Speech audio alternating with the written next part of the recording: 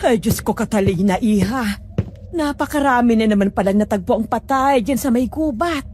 Balita ko, isasara daw ng pulisya at mga sundalo itong buong baryo at baka hindi pa nakakalabas ang mga kriminal. Hindi tayo sigurado, Aling Medina. Kung mahuhuli nga nilang mga yon, paano kung hindi pala mga normal na taong gumawa nun? Ang ibig mo bang sabihin? Pinaghihinalaan mong aswang ang mga gumawa nun? Pwede ko muna ba kayong maistorbo saglit? Pabili muna ako ng adobo at 2 order ng kanin. Teka lang. Mukhang bago ka rito, ha? Hindi ko talaga ako taga rito. Sa katunayan, uuwi na rin ako sa amin. Ba't po pala ang daming checkpoint dito sa lugar nyo? Sa malamang, hinuhuli nila yung suspect sa mga pagpatay. Ay, Diyos ko. Hindi ba sila nakakatunog na aswang ang may gawa ng mga yon at hindi karaniwang tao lang? Tulad ng sabi nitong kaibigan ko. Aswang? Akala ko nagbibiroan lang kayo kanina. Pero bakit po? Dahil pare-parehas nawawala ang mga lamang loob nila. Kaya ikaw mag-iingat ka. Mas mabuti pa kung umuwi ka na kaagad at wag nang magpaabot ng gabi. Oh, eto. Mga kaaswang, ako nga po pala si DJ Popoy. Bisitahin nyo naman kami sa Aswang Radio. And please subscribe, like, comment, share, and ring the bell button para updated kayo sa aming mga kwento. Huwag kalilimutan, Aswang Radio. Isang mahalagang paalala bago ipagpatuloy ang kwento. Saan ka nga ba nakikinig ngayon, Kasityo Pangil? Siguraduhin mo na nasa official YouTube channel ka ng Sityo Pangil Nakikinig. Dahil ngayon ang daming gumagaya at nagnanakaw na ating mga kwento. Tandaan, ang original dito lang mapapakinggan.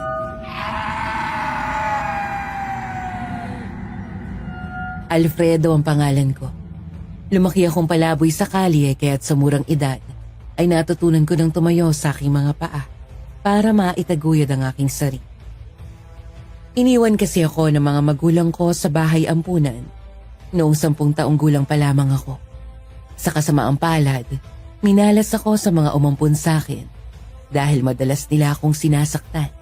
Kaya tumakas ako sa pudan nila at mas piniling mamuhay ng mag-isa. Laking pasalamat ko dahil kahit hirap, ay napag-aral ko ang sarili ko dahil sa pagiging masikap.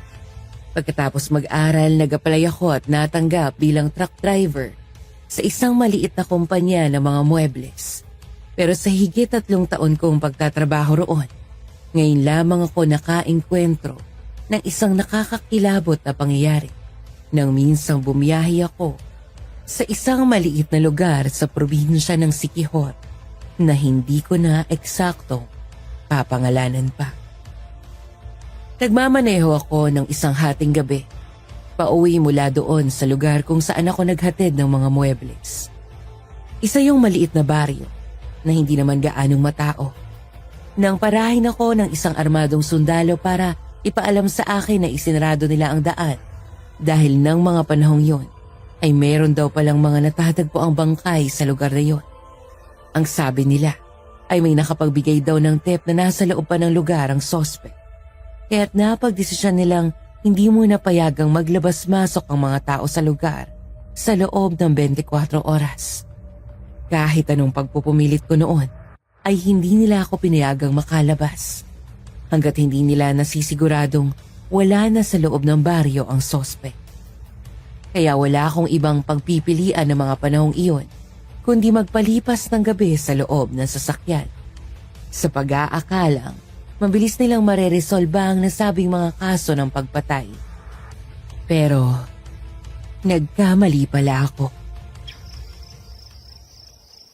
Anong o-orderin mo, iho?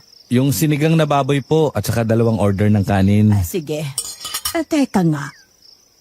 Parang pamilyar ka sa akin, ah.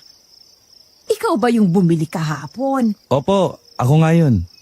Bakit hindi ka pa nakakauwi? Sinara po kasi ng mga sundalo yung lugar kaya hindi na ako nakalabas. Kahit na anong pagmamakaawa ko, di talaga sila nakinig. Hindi ba't sinabi na sa'yo nung kaibigan ko na huwag ka nang magpapagabi?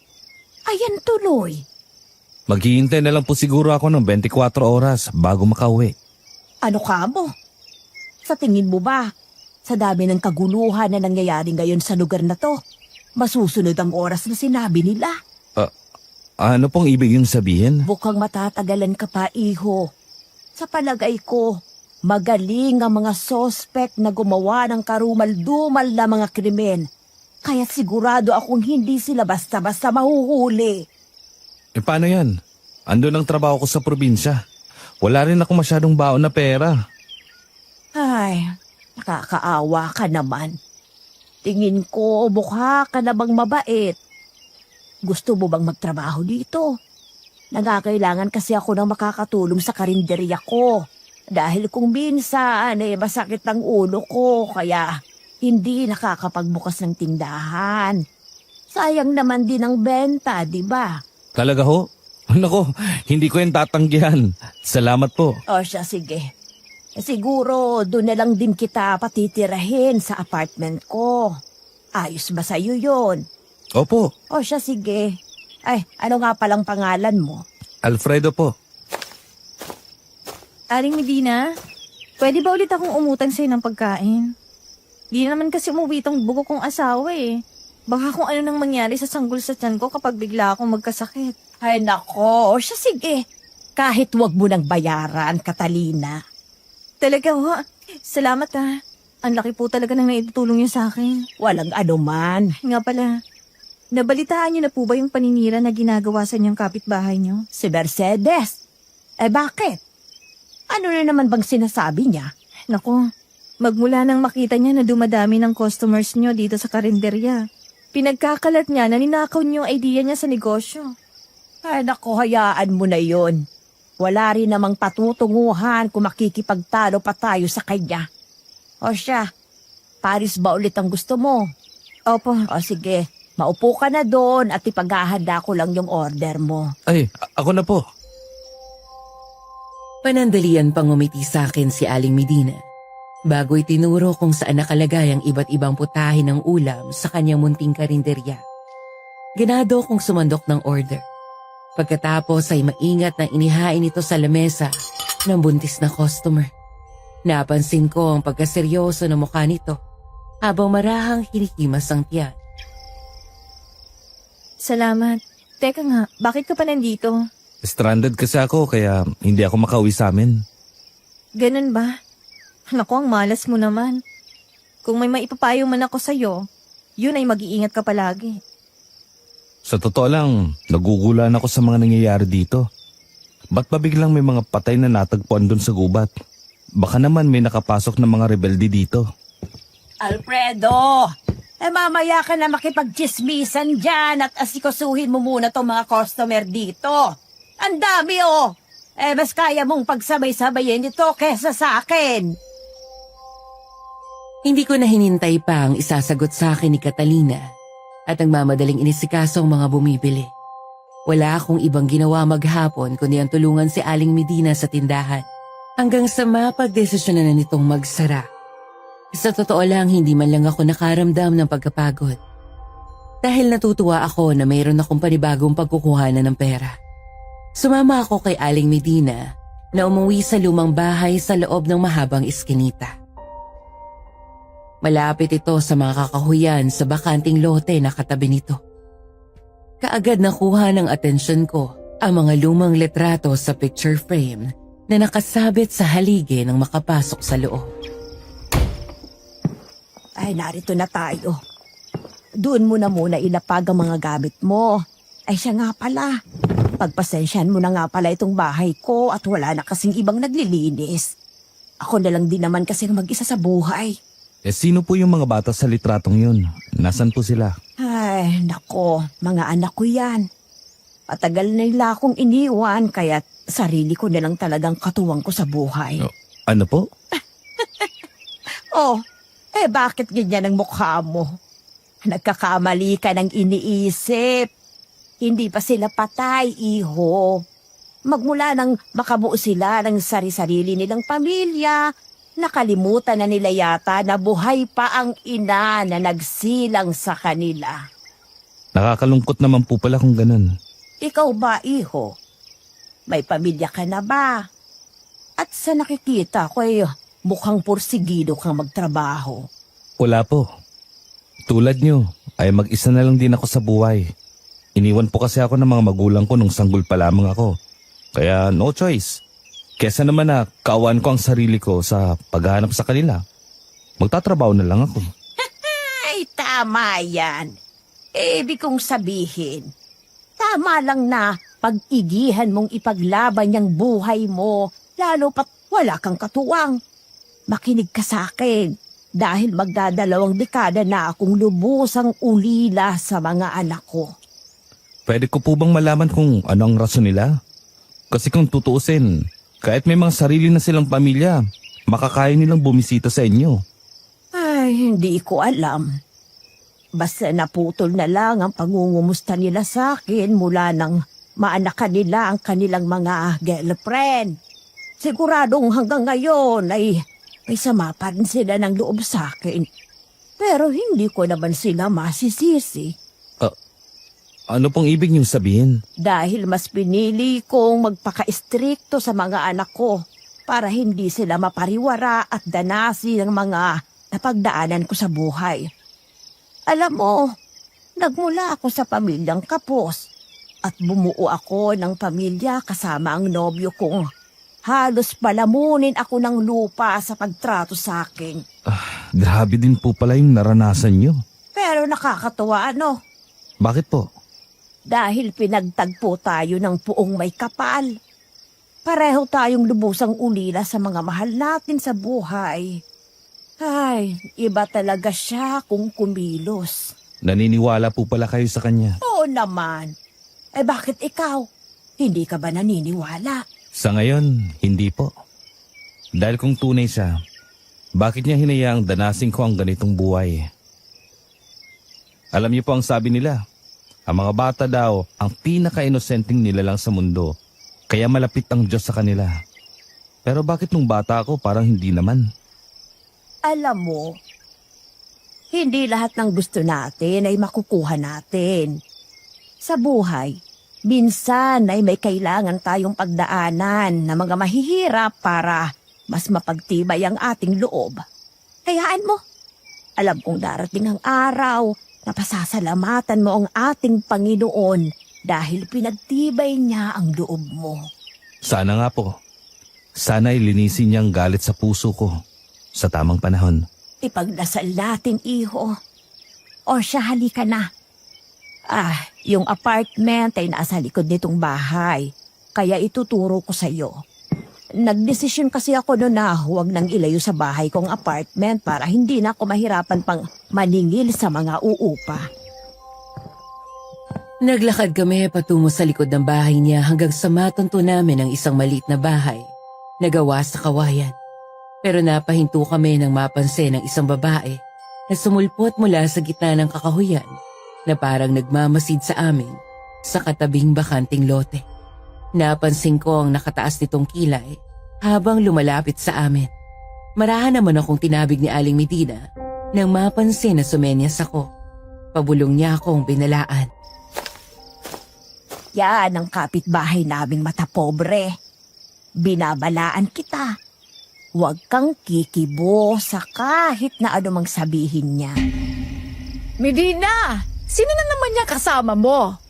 Akala mo ba hindi ko nakikita ang mga pinapasok mo sa bahay? Mag-iingat ka, baka kung ano pang makita ng mga tao dyan. Pwede ba? Tumigil ka nga, Mercedes. Mali ka nang iniisip. At saka, bakit ka ba napadpad dito?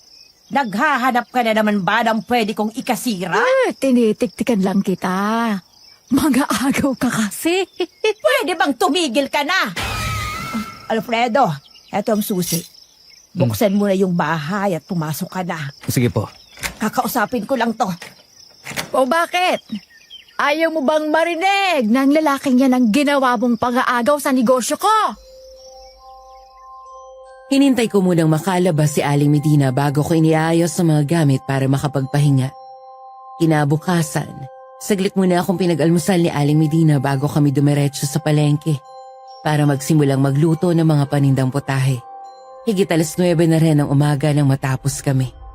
Maya-maya lang, palandalian kong nilapitan si Aling Medina. nang makita ko si Mercedes na may bitbit na basket habang papalapit sa amin. Aba! Ang sipag mo ah. Pero wag mong kalimutan. Galing sa akin ang ideya ng karinderya na yan. Kung hindi dahil sa akin, wala ka rin ngayon. At tandaan mo, may mga taong hindi matutuwa kapag nalaman ang totoo. Pwede ba, utang na loob? Hindi ko ninakaw ang ideya mo. Maaari nagkapares tayo ng negosyo dahil nauna ka sa akin sa ganito at naging tauhan mo ako noon. Pero putahi ko mismo ang tinatangkilik nila. Isa pa, nalugi ka dahil sa pagiging pabaya mo kaya't huwag mong isisisi sa akin.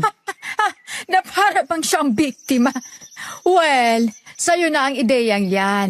Total, magtatrabaho na rin naman ako sa hasyenda ni Don Leon. Dahil ayaw na kitang makita. Don Leon, nakauwi na siya. Ay, oo, malamang. O baka naman agawin mo pati trabaho ko, ha? Yan na nga kayo. Pwe! Ano ba? Walang yang to. Hindi ka ba marunong tumingin sa dinadaanan mo? Ha? Anong ako? Che! Ayos ka lang, Catalina? Oo. Ano na naman bang ginagawa dito ng chismosa na yun, Aling Medina? Ginugulo na naman po ba kayo? Ay, hindi naman. Napadaan lang dito para magpaalam. Nga pala, bakit ka nagawi dito? Tatanong ko lang po sana kung nabalitaan niyo yung bangkay na natagpuan malapit sa inyo kagabi. Wasak daw ho yung tiyan. Baka naman aswang na naman ang may gawa nun tulad nung nangyari dati. Kaya nga Kaya mag-iingat ka palagi ha. Kayo din po. Oh, Alfredo, pakihandaan naman si Catalina ng pagkain. Nako, hindi na po. Nagtitipid din naman ako eh. Ano ka ba? Libre na yun. Ito na po yung order nyo. Salamat ah. Wala nga naman. Nga pala, pwede bang magtanong? Oh, ano yun? Kagabi pa kasi nanggugulo si Mercedes. Pagka-uwi pa lang namin ni Aling Medina, bigla-bigla na lang sumusulpot sa gitna ng kakawyan para raw magmasid sa amin. Nag-aalala naman ako na baka kung anong mangyari kay Aling Medina. Lalo na't pinaiya siya ng babaeng yun kanina. Ano? Sa bakanteng lote malapit dun sa inyo? Oh, bakit? Doon nakita yung bangkay kanina lang. Hindi kaya totoo talagang hinala namin na meron talagang lahing aswang yung babaeng yun? Siya? Nako, kung ganun, kailangan natin tong sabihin kay Aling Medina. Wag. Kung maaari, wag mo itong sasabihin kung kani-kanino. Sa ating dalawa lang, maliwanag ba? Sige. Basta, bantayan mo nang mabuti sa Aling Medina. Kung maaari, wag na wag mo siyang iiwan na mag-isa. Saan ka ba nanunuluyan ngayon? Sa bakanting apartment niya. Teka nga ba? Bakit ba? Alam kong unang beses mo palang makita si Mercedes. Pero hindi ka ba nagtataka kung bakit siya nasa gubat sa 10 oras ng gabi? Isa pa, may iba na ring nakakakita sa kanya na lagi siyang nasa gubat. At minsan, nakikita kong may bitbit siyang bote na pinaniniwalaan naming langis ng aswang. Hindi normal ang ginagawa niya, lalo pat alam niya na talamak ang mga pagpatay dito sa lugar. Hindi ko alam kung matapobre lang talaga o mas malalim pa. Kaya mag-ingat kayo. At mas makabubuti kung mananatili lang kayo sa loob ng bahay tuwing gabi. Ganun ba? Oo. Kaya pwede mo ba siyang bantayan? Tiktikan mo siya kung maaari. Baka kasi kung ano nang pinaplano nun kay Aling Medina. Sige. Hindi na kami muling nakapag-usap pa ni Catalina matapos noon. Kinagabihan naman, magkasabay kaming kumain ni Aling Medina. Pagkatapos, ako na rin ang nagpresenta na maghugas ng pinggan. Higit 9:00 pa lang noong gabing yon, kaya niyaya ako ni Aling Medina na makipagkwentuhan sa kanya. Nakapagpaalam ka na ba dun sa kumpanyang pinagtatrabahuhan mo? Nako, hindi pa ho. Buti na lang at pinaalala nyo. Magpaalam ka na. Heto ang cellphone ko. Kaya lang, medyo mahinang signal sa lugar na to. Opo, salamat po. Ay siya nga pala, may sasabihin ako sa'yo. Kaya kita niyaya dito tungkol sa naiisip kong plano sa negosyo ko. Sa akin ho? Oo naman.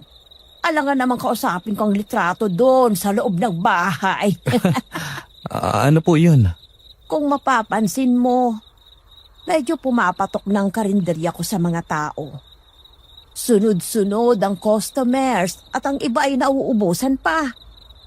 Napapaisip ako na baka sa susunod ay hindi na kayanin ng pwesto na pagsabay-sabayin sila. Oras na siguro para mag-open tayo ng delivery orders. Magandang ideya po yan. Kung okay sa'yo, ikaw sanang gagawin kong taga-deliver.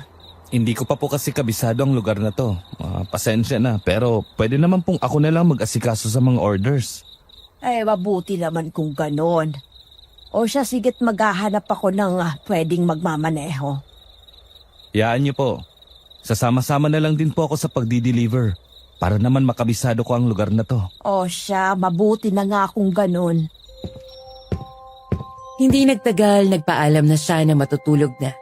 Kaya tumungo na rin ako sa tinutuluyan ko para mahiga. Kaya lang ay hindi ako makatulog kaagad. Maya-maya pa, nakarinig ako ng mga malalakas na kalabog mula sa bubong. Kaya buong tapang akong lumabas. Hindi na ako nagdala ng flashlight dahil maliwanag naman ang sinag ng bilog na buwan. Bahagya naman akong napakunot ng makitang si Mercedes ay nakatayo sa puno ng buko. Nahuli ko itong binabato ang bahay ni Aling Medina. Kaya lumapit ako dito. Ano ba yun ha? Gabi na pero nambubulyaw ka pa. Pwede bang itigil mo na yan? O gusto mong ipabarangay kita? Tinatakot mo ba ako? Hindi. Nagsasabi ako ng totoo. At saka, bakit ba tuwing gabi ka lumalabas? Di ka ba natatakot? O baka naman may kinalaman ka sa mga pagpatay dito? Yan ba ang sabi nila sa'yo? Pwes, andito lang ako para magpaalam. Dahil bukas ay magtatrabaho na ako. Yun naman pala eh. Mabuti naman kung ganon at nang hindi mo na ginugulo si Aling Medina. Ano bang relasyon mo kay Medina? At napapansin kong grabe ka kung magprotekta sa kanya. May inililihim ba kayo? Tauhan niya ako sa karinderya. Kaya huwag kang mag-isip ng kung ano-ano. At saka, ano ba yung nasa damit mo? Parang tilamsik ng dugo yan ah. Gusto mo bang malaman kung saan galing to? Eto oh, nanguhuli ako ng baboy na pinakawalan dito para may pangdagdag ako sa ulam. Talaga ba? Oo, eto ang baboy oh. Bulaw kasi. Sabihin mo sa mga siraulo mong kasamahan, lalo na dun sa babaeng buntis para hindi naninisi agad. Che, bahala na nga kayo dyan. Padabog itong lumayo sa kinaroroonan ko.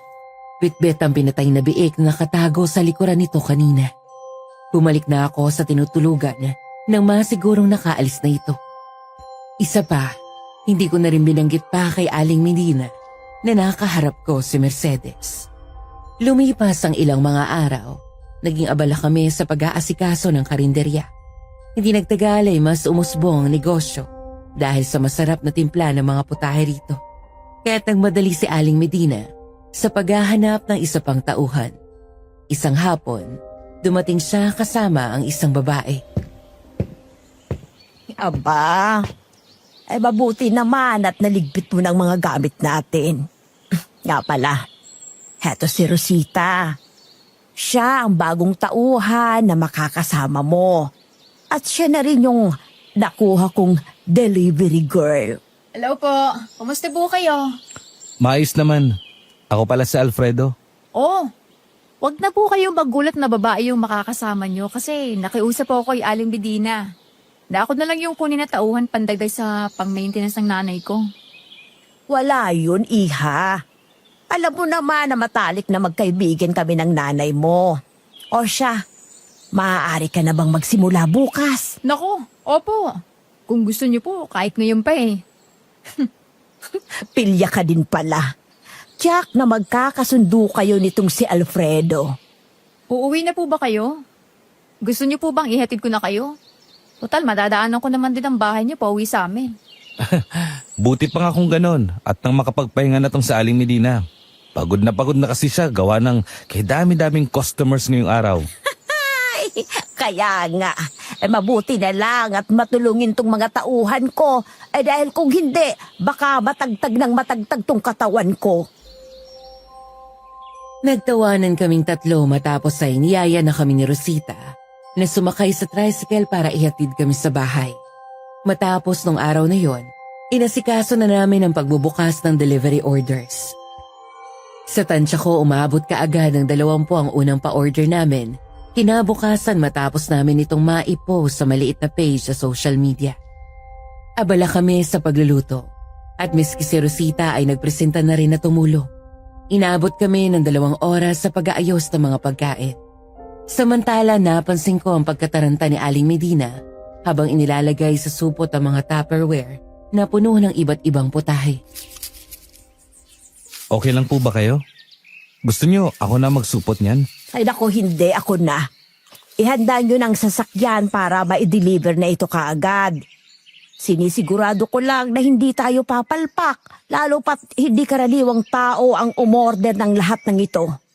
Hindi karaniwang tao? Ano pong ibig niyong sabihin? Si Don Leon. Doon sa minsang binanggit ni Mercedes kung saan siya magtatrabaho. Kung naaalala mo pa. Basta, kung maaari ay wag na kayo makipagtalo sa babaeng yun kung sakaling madatnan niyo siya doon. Nakakahiya naman kasi at baka masira pa tayo kay Don Leon. O siya, heto na. Dalhin mo na doon sa tricycle. Umalis na kayo at baka mahuli pa kayo ng dating doon. Mabuti pa nga ho. Mag-iingat kayo, ha? Sumakay kami ni Rosita sa tricycle at mabilis itong nagmaneho. Nakaupo ako sa loob ng sidecar para alalayan ang mga pagkain. Pinagmamasdan ko ang mga dinadaanan namin hanggang sa unti-unting malagpasan namin ang mga kabahayan at napalitan ng matatayog na puno. Sa kalagitnaan ng aming pagmamaneho, natanaw namin ang mga pulis na nagkukumpulan na parang may kasalukuyang iniimbestigahan. May natagpuan na naman bang patay? Oo. Parang halos dito palagi matatagpuan yung mga bangkay ah. Sumama naman bigla ang pakiramdam ko. Malapit na ba tayo? Oo. Nasa hasyenda na tayo ni Don Leon. Wow. Mayaman pala talaga siya. Sabi nila. Wala kasing masyadong nakakakilala sa kanya dahil kamakailan lang siya lumipat dito. Pero alam naming mayaman siya. Ganun ba? Kaya pala natataranta si Aling Medina kanina. Oo. Dahil napapabalitang makapangyarihan ng angkan niya. Sabi ni nanay, may kakayahan siyang pabagsakin ng isang negosyo kung gugustuhin niya. Kaya dapat hindi tayo pumalpak sa harapan niya. Kundi, malilintikan ang negosyo ni Aling Medina. Sige. Andito na tayo. Bahagyang nanlaki ang mga mata ko sa pagkagulat nang lumiko ang sasakyan papasok sa malawak na bakuran. Pagbaba ng tricycle, pumasok kami sa loob na may kalakihang bahay, bitbit ang mga in-order nito. Nakasimangot naman na sumalubong sa amin si Mercedes na nakasuot ng uniforme. Sinamahan pa kami nito patungo sa sala para doon pansamantalang maupo. Sa kabilang banda, napansin ko naman na kumuyom ang kamao ni Rosita kaya pinigilan ko ito. Diyan lang kayo. Ang amo ko ay ayaw sa mga osesero. Mas mabuti pang manahimik kayo kung may makita kayong kakaiba. Isa pa, alam kong tauhan kayo ni Medina kaya sigurado kong magnanakaw din kayo tulad niya. Kaya subukan nyo lang na may nakawin na gamit dito. Sisiguraduhin kong mabubulo kayo sa kulungan. Ano ba yan? Buisit. Kilala mo din pala siya. Nako, number 1 mata pobre yan. Huwag mo nang pansinin, dead man na lang tayo. Tahimik lang kaming naupo ni Rosita habang pinagmamasta ng medyo may kalumaan pero magandang disenyo ng bahay. Maya-maya pa, pagbalik nito ay kasama na niya si Don Leon. Samantala, naibsa ng inis ko nang utusan nito ni Don Leon na tumungo sa kusina para ihanda ang mga pagkain na binili sa amin. Mabuti at baga kayong nakarating. Kanina pa halos mamatay sa gutom ang mga tauhan ko. Ganun ho ba? Masarap din naman ang luto ng mga order nyo kaya worth it ang paghihintay nila. Mabuti kung ganon. Heto ang bayad. Sa inyo na rin ang sukli. Salamat po. Nga pala, parang pamilyar ang mukha mo. Ikaw ba yung nag-deliver ng mga muebles doon sa shop? Ay, opo. Ako nga po. Bakit niyo po alam? Nakita kita na nagbababa ng mga muebles sa truck. Nagminsang magpunta ako doon para pumili ng panibagong mga gamit. Talaga ho. Buti naman at naalala niyo po ako. Pauwi na rin po sana ako nung araw na yon. Kaya lang, di na ako pinalabas nung abutin ako ng gabi. Ay, kung ganon, malas ka. Bakit naman po? Nabalitaan mo naman siguro yung tungkol sa mga pagpatay dito sa lugar. Kaya mag-iingat ka. Huwag kang magtitiwala kahit kanino. Sige ho. Salamat. Sige na. Umalis na kayo at marami pang ginagawa ang mga tauhan ko. Ayaw nila ng istorbo. Kaagad na lumabas kami sa mansyon. Sumaklang ako sa likod na bahagi ng motor katabi ni Rosita at pinaandar niya ito kaagad. Paglabas ng bakuran, natanaw kong nakatayo si Catalina na hindi kalayuan. Napansin ko rin ang pasimpleng pagsilip nito sa loob ng bakuran kung saan naroroon ang mga abalang tauhan ni Don Leon. Binusinahan naman ito ni Rosita nang malapitan namin ito. Oh, nandito ka pala. Kumusta? Ano bang pinunta mo rito? Kain itang tirik oh. Ni payong man lang o pandong wala kang bitbit. Baka magkasakit ka niyan. Meron lang akong tinitingnan. Ano ba yun? Magdi-deliver ka rin ba ng puto? Gusto mong samahan na kita? Hindi, tinatanaw ko lang yung kaibigan ko. Kaibigan o kaibigan? Ba? Balita ko, dyan na nagtatrabahong magaling mong nobyo nun ah. Loka-loka ka talagang babae ka. Diyan na nga kayo. Magkakilala pala kayo? Ano ka ba? Magkaibigan kami. O siya, umalis na kayo at nang matulungan niyo si Aling Medina dun sa karinderya. Abalang-abala yun sa pag-aasikaso kanina sa mga dumagsang customer. Hindi ka ba sasabay? Hindi na. Maya-maya pa ako uuwi. Pinaandar na kaagad ni Rosita ang sasakyan. Samantala, nanatili pa rin ako nakatitig kay Catalina habang pilit pa rin ang pagtanaw nito sa loob ng bakuran. Nakarating din naman kami kaagad sa karinderya para tulungang muli si Aling Medina. Katulad ng nakasanayan, abala kaming buong maghapon hanggang sa maubos ang mga paninda namin kaya't maaga na rin kaming nakapagsara. Oh, ihatid mo na si Aling Medina at nang makapagpahinga na siya. Sige ba? Ikaw, hindi ka pa uuwi. May pupuntahan lang po. Pwede bang tsaka na lang yan? Kailangan ko ng kasama dahil mukhang sumasama na naman ang pakiramdam ko. Ganun po ba? Ano pong kailangan nating gawin? Gusto niyo po ba isugod na namin kayo sa ospital? Hindi na. Napagod lang ako kaya kailangan ko lang magpahinga. Uuwi na lang ako. Sigurado po ba kayo? Oo naman. Magsasabi naman ako sa inyo agad kung hindi maayos ang lagay ko. Teka po, aalalayan namin kayo. Gusto niyo po bang tawagin ko yung kaibigan kong nurse para ma-check man lang kayo? Hindi na. Ayos nga lang ako. Sige po. Inihatid kami ni Rosita. Nakarating naman kami sa bahay saktong 7:00 ng gabi dahil marahan lang ang pagpapatakbo nito. Sumama pa nga si Rosita sa loob ng bahay dahil sa labis na pag-aalala kay Aling Medina. Huwag po kayong mahihiyang magsabi ng nararamdaman niyo kay Alfredo ah.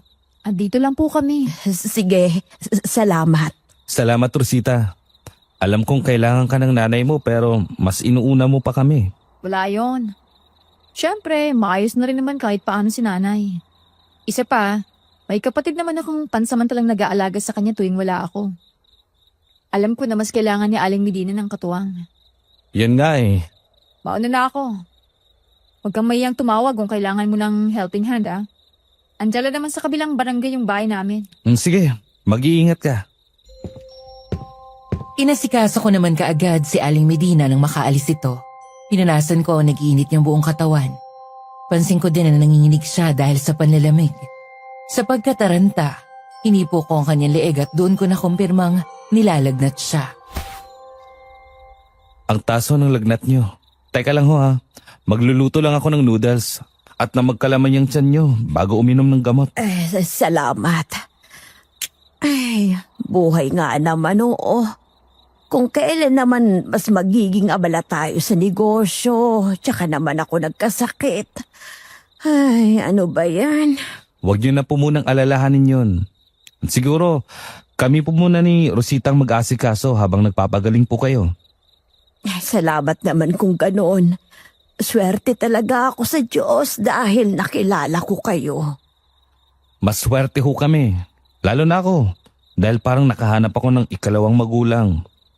O siya po, lalabas lang ho ako para bumili na makakain nyo ha. Sige, mag-iingat ka. Ginawa ko ang pitaka sa bag at dumiretso ng lumakad sa labas. Napansin kong maliwanag na ang bilog na buwan nang mapatingala ako. Sa kalagitnaan ng paglalakad, nakarinig ako ng along ng aso. Maya-maya lang, napansin kong may tumatakbo palapit sa akin, dahilan para lingunin ko ito. Nagulat ako nang makita si Rosita na tumatagagtak ang pawis at hinihingal. Oh, anong ginagawa mo rito? Di ba kanina ka pa umuwi? Naaplatan kasi ako kaya hindi agad ako nakauwi. Ano? Kung ganun, bakit hindi ka malang bumalik doon sa bahay para humingi ng tulong sa amin? Ayoko nga. Natatakot ako. Ang layo-layo na kaya ng bahay niyo mula rito. Tsaka, paano kung makasalubong ko yung kung sino yung aswang manang pumatay sa nakitang bangka dyan sa bakanting lote?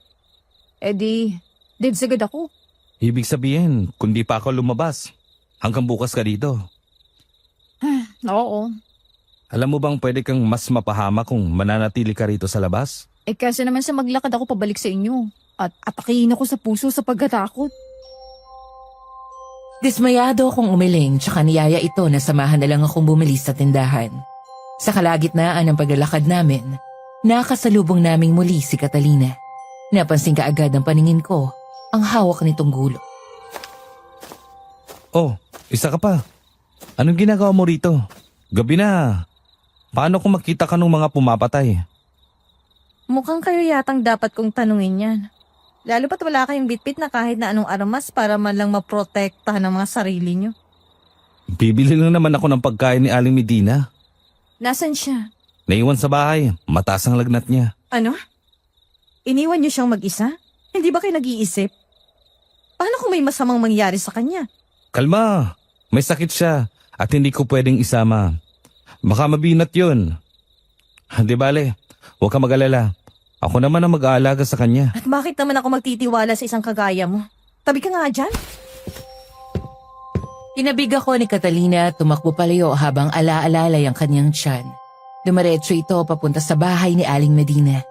Sa kabilang banda, pinigilan ako ni Rosita na sundan ito. Dahil kilala daw niya ang ugali ni Catalina at baka mas masungitan lang ako nito kapag ito'y aking sinundan. Hinintay ko na rin na makasakay si Rosita pa uwi pagkatapos kong bumili ng noodles. Pagka-uwi ko, nadatnan kong abala si Catalina sa pag-aasikaso kay Aling Medina. Pansin ko pa nga na pasimpleng pag-irap nito sa akin. Ito na rin ang nagpresenta na magpakain sa kanya pagkaluto ko ng noodles. Salamat ulit sa pag-aasikaso niyo sa akin. Walang anuman po. Kumusta na pong pakiramdam nyo? Ay, medyo maayos na, iha. Sandali nga. Anong oras na ba? Parang ating gabi na. Ay, bakit nandito ka pa? Tama siya, Catalina.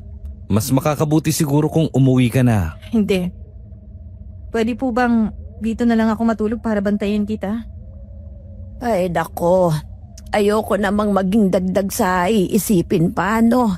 Baka makasama sa iyo ang pagpupuyat, lalo pat buntis ka. Maayos naman pong kalagayan ko, kaya wag niyo akong alalahanin. Sigurado ka ba? Opo. Ay, mabuti kung ganoon. O sige na, Alfredo. Pakihanda naman ang mga una nitong bisita natin sa kwarto at pasamahan na rin ang kumot. Sige po. Kayo ha? Akala nyo ba hindi ko nararamdaman yung palihim yung pagtatalo? Lubayan nyo na yan.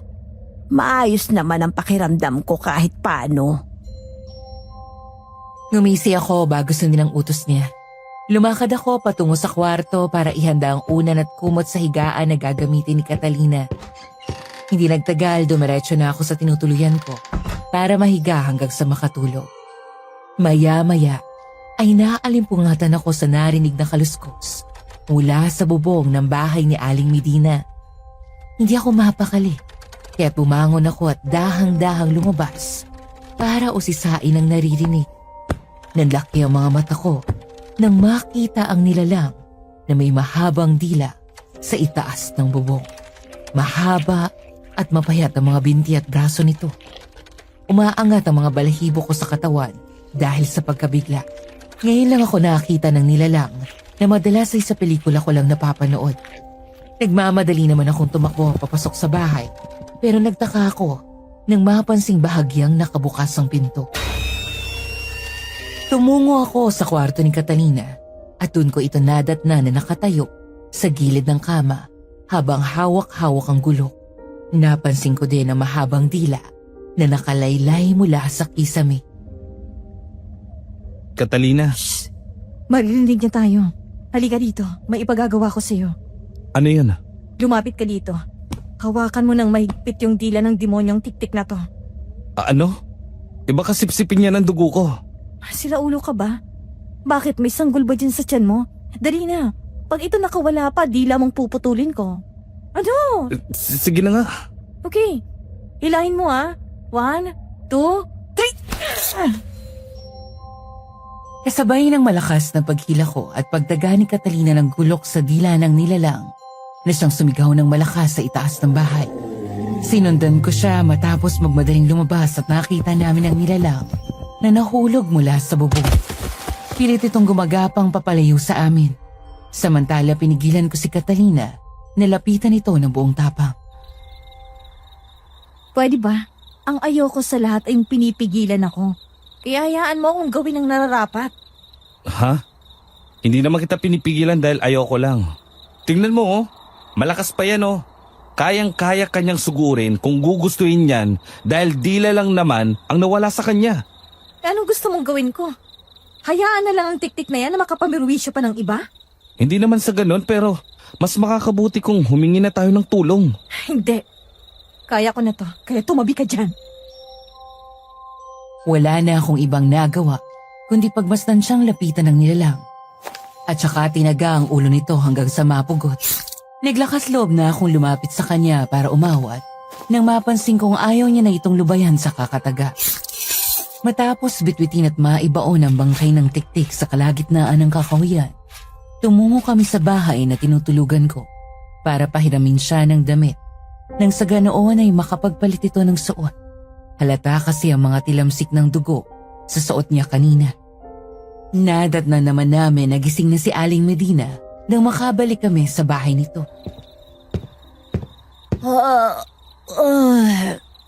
Saan ba kayo nang galing? At saka, ano yung narinig ko kaninang kalabog sa bubong natin? Kasi po may... Sa labas lang po kami galing para itabo yung mga pusang nagkakaladyaan yan sa bubong. Pasensya na ho kayo pero nataboy na namin. Madulog na po kayo kasi 2:00 pa lang ng umaga. Oo nga po. Pinagmasdan lang namin na bumalik si Aling Medina sa pagkakahiga para bumalik sa pagkakatulog. Ilang saglit lang, sumenya sa akin si Catalina na lumabas muna kaming dalawa saglit. Pwede ba? Sa susunod na pigilan mo pa ulit ako. Ikaw ang mananagot sa akin. Maliwanag? Teka nga, hanggang ngayon hindi pa rin ako makapaniwala sa nakita ko kanina Tik-tik. Uso pa rin pala yun sa panahon ngayon? Malamang. Kaya pakinggan mong sinasabi ko at kapag ginawa mo pa ulit yon, ako mismo ang hugot sa dila mo. Maliwanag ba yon? Ito naman, masyadong violente. Nag-aalala lang naman ako sa iyo. Oo na. Basta't wag mong ipagkakalat sa iba ha. Tayong dalawa lang dapat ang nakakaalam nito. Di ba't mas maganda kung ibabalita natin to sa kanila para mapaghandaan man lang nila? Ako nang bahala dyan. Ikaw? Aba, ang astig mo naman. Teka lang matagal ka na bang may alam sa pakikipaglaban? Sino ka ba talaga? Lubayan mo nga ako sa mga ganyan mo. Kaya pala matagal mo nang alam ang tungkol dito. Hindi kita masisisi kung si Mercedes ang napagbintangan mo nun. Masama lang ang ugali niya pero hindi naman siguro siyang aswang. Ano? Hindi ko nasabi sa inyo pero isang gabi nagkausap kami. Nakita ko naman siya sa bakanting lote na may bitbit na patay na biik. Pinakawalan daw yun ng kapitbahay at naiingayan siya. Kaya ginagawa niya na lang na pang-ulam. Naniniwala ka naman sa mga alibay ng babaeng yon. Bakit hindi? Mukha namang nagsasabi siya ng totoo. At saka, malakas ang kutob ko. Sa katunayan, kinukutoban na nga ako na magilas ka sa pakikipaglaban eh. Kasi sa nakita ko kanina, para kang sanay na sanay. Kung nakita mo kung may kakayahan sa pakikipaglaban, pues tama ka. Dahil meron nga. Dahil hindi ko hahayaan na nakawin ng kahit na sino ang anak ko sa akin. Matulog ka na nga. Mariin akong napalunok sa sinabi niya. Tsaka pinagmasdan ng pagmamadali niya pumasok sa bahay. Kaya bumalik na rin ako sa tinutulugan ko. Kinabukasan, maaga kaming nagbukas ni Rosita ng tindahan. Pansamantala na kami muna ang tumao habang nagpapagaling si Aling Medina. Hindi naman ako masyadong nahirapan sa pagluluto. Dahil minsan din naman itinuro sa akin ni Aling Medina ang secret recipe sa mga putahing tinatangkilik ng madla. Pagkatapos magluto, nagpresenta si Rosita na tikman ang mainit na dinuguan. Wow! Grabe. Alam mo, isa ang dinuguan sa pinaka nagugustuhan ng mga customers natin. Kuwang-kuha mo lasa ng luto ni Aling Medina. Ang sarap! Salamat. Nga pala, may order ulit si Don Leon. Sabi niya 10 beef tapa at papakyawin daw niya yung hamonadong longganisa na to. Talaga? Mabuti kung ganon. Teka ha, ihanda ko lang yung mga orders niya. Siguradong matutuwa sa atin si Aling Medina. True ka dyan. Lalo pag kapag natikman niya yung luto mo. Ikaw talaga masyado kang bolera. Halika nga, tulungan mo ko rito. Saktong dating ni Catalina, kasama si Aling Medina pagkatapos kong ihanda ang mga food orders. Oh, may orders na naman. Yes, ma'am. Meron po ulit order si Don Leon. Mukhang nasarapan ho yata siya sa luto niyo, pati yung chismosang katulong niya. Ay, ganun ba? Magandang balita, ayan. Ba't po pala kayo nandito? Hindi pa kayo magaling ah. Nagpumilit siyang pumunta kami dito para raw silipin kayo. Sinubukan kong pigilan, pero hindi siya nakinig sa akin. Ganun ba? Kayo talaga, oo. Pasyado naman kayo kung makabantay sa akin. Hindi naman ako bata na alagain pa. Pero hindi po namin maiiwasan na hindi mag-alala sa inyo. Lalo pat nasabi ko nga sa inyo na para na namin kayong ikalawang nanay, di ba? True. O siya, i-deliver na natin to at baka lumamig pa. Tinulungan ako ni Catalina na magbitbit ng mga pagkain na dala ko. Habang si Rosita ay nagmamadali na minaneho ang sasakyan palapit sa amin. Sa kabilang banda, ipinagsawalang bahala ko ang napansin ko na kulay pulang telang anting-anting nakapardible sa manggas ng damit ni Catalina. Katulad ng nakasanayan, nagmaneho si Rosita patungo sa lugar kung saan nakatira si Don Leon. Habang nasa daan, hindi ko mapigilan ang paglingon sa magkabilang kalsada para mag-usisa kung mayroon bang ulit natagpo ang bangkay, pero wala kaming nakita. Tahimik na binaybay namin ang kalye hanggang sa makarating kami sa bahay ni Don Leon. Bahagya namang kumunot ang noo ko nang mapansing wala na ang mga taong nagtatrabaho rito bukod kay Mercedes. Maya-maya pa, nakangiting bumaba si Don Leon sa hagdan at mahinang dumighay nang makalapit sa amin. Walang mintis sa oras ang pagdideliver ha. Yan ang gusto kong klase ng tao. Sumusunod sa oras. Wala ho yun. Kasi medyo malayo itong lugar nyo mula dun sa karinderya namin. Kahit mas mabuti nang mauna sa oras kaysa mahuli. Nadali mo. Bueno, umaasa ako na kasing sarap nito ang unang in-order ko. Lalantakan ko tong mag-isa. Oh, heto pala ang bayad. Mag-isa ho? Habay, oo. Oh, bakit parang hindi ka makapaniwala sa narinig mo? Alam ko na. Alam ko ang pinagtatakan mo. Umalis na kasi ang mga trabador na nakita ninyo rito nung minsan. Kaya nga nagpa-deliver ulit ako sa'yo para makausap ka. Bakit po? Aalukin sana kita ng trabaho dahil alam ko namang malaki ang pangangailangan mo. At hindi sapat ang kinikita mo sa pasweldo sa'yo ni Medina. Kailangan ko kasi ng dagdag tauhan na mag-aalaga dito sa asyenda. Nako, hindi ko po kasi alam kung papayag si Aling Medina.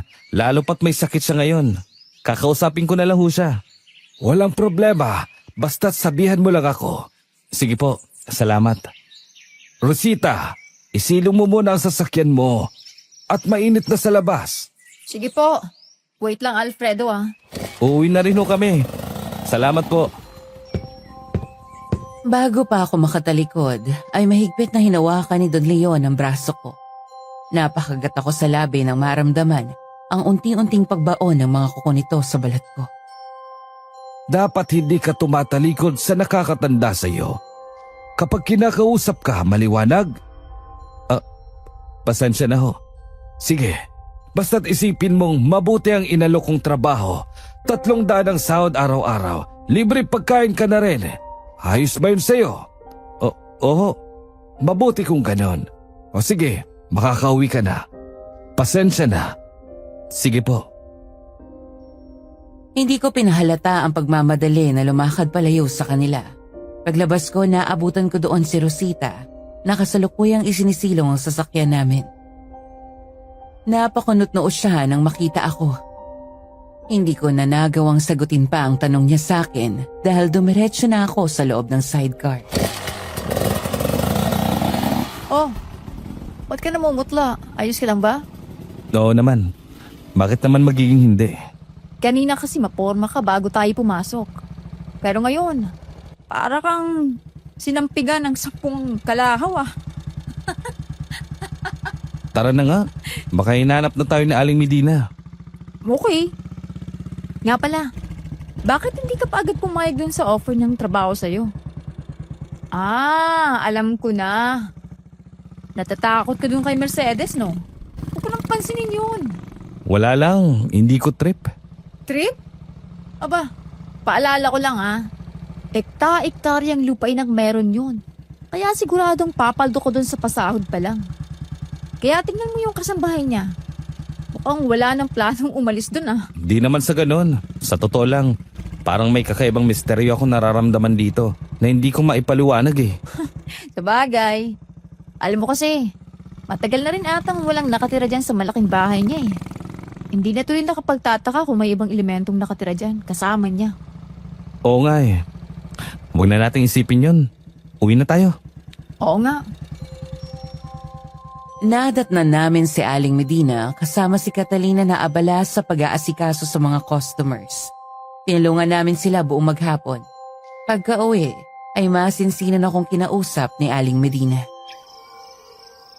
Halika muna, kakausapin lang kita. Bakit po? Napag-isip-isip ko lang na medyo kumikita na tayo sa karinderya. Bakit kaya hindi tayo magsimula ng panibagong negosyo? Ano naman pong negosyo? Kasi alam mo na, nabalitaan ko na si Don De Leon ay umaangkat ng mga karne para yata sa negosyo niya. Hanggang ngayon yata ay wala pa siyang regular na supplier. Naiisip ko, bakit hindi natin subukan ang ganong negosyo? Tutal, kilala na rin naman niya tayo sa karinderya kaya siguradong aangkat siya sa atin kung magkataon. Sabagay, tama ho kayo. Pero ayaw niyo ba munang maghinahinay? Ibig kong sabihin, mag-focus muna tayo dito sa karinderya niyo. Kasi tulad niyan, nagkasakit na kayo dahil sa sobrang pagtatrabaho. Paano pa kaya kung madagdagan pa yung negosyo niyo? Siyempre, kaya nga ako kumuha ng katiwala eh. Isa pa, matanda na ako at ang dami-dami kong pinagsisisihan buong buhay ko. Lahat ng yon ay hindi naging madali para sa akin dahil parang nawala ng karapatan ko na maging masaya. Kaya ngayon ko na lang ito nagagawa at masaya na ako dito. Habang buhay akong magpapasalamat dahil minsan ay nagawa ko ang mga ninanais ko. Sabagay po, tama po kayo. Alam mo kasi iho, Isa lang ang buhay natin. Kaya't gawin mo na kung anong mga gusto mong gawin hanggat bata ka pa. Opo. Kung talaga yan ang gusto niyong gawin, susuportahan ko kayo. Ay, salamat. Kailan niyo pala balak na simulan tong tindahan ng karne? Sa isang araw. Total, may nahanap na rin naman akong pwesto kahapon at may nakausap na rin mga supplier ng baboy. Mas murang halaga nila ibebenta sa akin. Ang bilis pala. At teka, maayos na po ba ang pakiramdam niyo? Baka mabinat kayo ha? Ay, abay, oo naman. Magaling kayang mga nag-aalaga sa akin. At saka, ginagawa ko to hindi lang para sa akin, kundi para na rin sa inyo. Sa totoo lang kasi, ang gaan ng loob ko sa'yo kahit kailan lang tayo nagkakilala. Alam ko kasing mabuti kang tao, Alfredo. Salamat po. Lumipas ang isang araw, abala kami sa pag-aasikaso ng panibagong bukas na tindahan ng karne. Isang araw habang nagtitinda ako, ay nakangiting lumapit sa akin si Aling Medina kasama si Catalina. Abay, sipag ka. Nga pala, kinausap ko si Catalina at pumayag siyang tumao dito sa tindahan habang naghihintay ng kabuanan niya. Ganun po ba? Magandang balita yan. Oo naman, lalo na't magkakilala na kayo. Hindi na kayo mahihirapang makisama sa isa't isa. Kaya nga po, ang dami niyo rin palang customers pati dito. O siya, magsisimula na po ako para makarami tayo. Kayo na munang bahala rito ha. Kailangan ko nang bumalik doon sa karinderya. Walang tao doon. At nag-deliver ulit si Rosita doon kina Don Leon. Mabuti pa nga ho. Catalina, halika rito. Ikaw na lang magtagtag ng mga karne ng baboy, habang ako naman mag-aasikaso ng mga i-deliver. Okay, sige, salamat. Wala naman. Siya nga pala. Kumusta na pala yung pagbubuntis mo? Maayos naman. Eto, pasumpong-sumpong ang paghilab ng tiyan pero huwag kang mag-alala. Dahil tulad ng sabi ko sa'yo, kaya kong mag-isa. Basta pamilya na ang turingan natin dito sa tindahan ha. Kaya huwag ka mahihiyang magsabi ng kung anong kailangan. Sa paglipas ng panahon, kaming dalawa kadalasan na magkasama sa tindahan ng karne dahil abala sina Aling Medina at Rosita sa karinderya. Makalipas ang higit 2 linggo, masasabi kong mas naging malapit kami ni Catalina sa isa't isa. Isang araw, napansin namin ang panlalata ng katawan ni Rosita nang maihatid kami nito sa bahay. Kasama pa namin si Catalina, kaya't nag-utos ito na alalayan ko si Rosita papasok sa bahay. Kanina ba kita napapansin na namumutla ah? Ayos ka lang ba? Ano pang nararamdaman mo? Medyo sumama lang yung pakiramdam ko pagka-deliver nung pagkain dun sa kila Don Leon. Ano? Ano bang nararamdaman mo? Sobrang sakit ng ulo ko eh. Teka, para akong nasusuka. Teka nga, mukhang nausog ka. Alfredo, bumili ka nga ng kandila dun sa tindahan tapos ikuha mo ako ng palangganang may tubig. Bakit? Huwag ka nang magtanong pa, bilis na. Teka, ako nang kukuha ng palanggana. Bumili ka na lang ng kandila, Alfredo. Kumakaripas ako ng takbo patungo sa tindahan para bumili ng kandila. Pagbalik ko nadatan kong seryoso si Aling Medina at Catalina na nakaharap kay Rosita na ngayon ay nakahiga sa papag. Inutusan nila ako na sindihan ito matapos ay maiangat na inabot kay Catalina. Pinagmamasdan ko lang ito na ipatak ang mainit na likido ng kandila sa planggana na may tubig. Pinanlakihan naman ako ng mga mata nang magsimulang mamuo ang mga yun na tila hugis babae. Ay, anong ibig sabihin yan? May kumukulam kay Rosita? Oh, mukhang may nambubuisit sa kanya. Teka, paano naman tayo makakasiguro na totoo nga yan? May alam ka ba sa ganyan? Tama siya, Catalina. Hindi naman sa kinu-question ko ang mga kakayahan mo pero mga albularyo lang ang gumagawa niyan. Alam kong albularyo ang lolo mo pero hindi yan basta-basta isinasagawa. May kakayahan ka ba sa panggagamot o di kaya'y isa ka ding albularyo? Hindi ho ako isang albularyo pero hindi ko ho kasi nabanggit sa inyo na itinuro sa akin ng lolo ko ang pagsasagawa ng ganito. Kaya sanay na ho ako. Kaya mataas ang kumpiyansa ko pagdating sa mga bagay na ginagawa ko. Ay, totoo ba? Mabuti naman kung gano'n. Ngayon ko lang nalaman yan. Itataboy ko na lang yung sakit ni Rosita. Huwag ko kayong mag-alala. Pinapangako ko gagaling siya. Sabihan mo lang kami kung sa paanong paraan kami makakatulong sa iyo, ha? Pasensya na pero mas mabuti kong iwan niyo na muna ako mag-isa. Walang pagdadalawang isip na lumabas kami ni Aling Medina. Sa pagkakabilang ko'y halos higit 1 oras kaming nakatambay sa harap ng bahay bago pa kami tawagin ni Catalina. Nadat na namin si Rosita na nakangiti sa amin nang makapasok kami. Samantala si Catalina naman ay tahimik na nililinis ang mga kalat sa sahig. Buti naman at nagkaroon ka na ng malay, Rosita. Kumusta na bang pakiramdam mo? Medyo oks na ho. Salamat po sa inyo, lalo na sa iyo, Catalina. Walang anuman. Basta usapan natin na kapag may naramdaman ka pa ulit, magsabi ka kaagad ha. Andito lang naman kami lagi. Sige. Uuwi na rin ako maya-maya. Baka kasi hanapin na ako ni nanay. Alfredo, halika muna sa labas. Kakausapin lang kita. Sige. Ito ha, pangontra sa kahit anong kulang. Isot mo lagi yan, tsaka pakibigay na rin ito kay Aling Medina. Salamat. Basta't mag-iingat kayo lagi ha. Teka nga, ba't ba mukhang may gusto kang sabihin na hindi mo masabi-sabi? At saka, sino ka ba talaga? Bakit may alam ka sa paggawa ng ganito? Tulad ng sabi ko, itinuro sa akin yan ng lolo ko. Ibig mong sabihin, albularyo siya? Hindi ba? Kung ganon, ibig sabihin ay albularyo ka rin. Oh, bakit? Ano nangyayari? Medyo humilab lang yung tiyan ko. Uuwi na ako para magpahinga.